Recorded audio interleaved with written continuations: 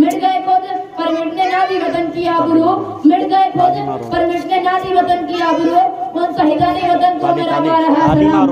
दोस्तों, आजादी बड़ी नियामत है, आजादी का एक लम्हा 1000 साल जिंदगी से कई गुनी बेहतर है। खुदा का शुक्र अदा करते हुए आज हम फख्र से कह सकते हैं कि हम आजाद हैं।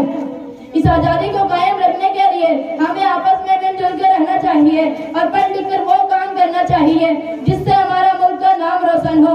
हमें आपस की फोट, नफरत और काहिली से इस कीमती आजादी को फिर से खो सकते हैं। इसलिए आइए अहद करते हैं कि हर कीमत पर इस आजादी को बाकी रखेंगे। ऐसा कहकर मैं अपनी तकरीर खत्म करता हूँ। नफरत बुरी है न पालो इसे, नफरत बुरी है न पालो इसे, दिल में खली से निकालो इसे।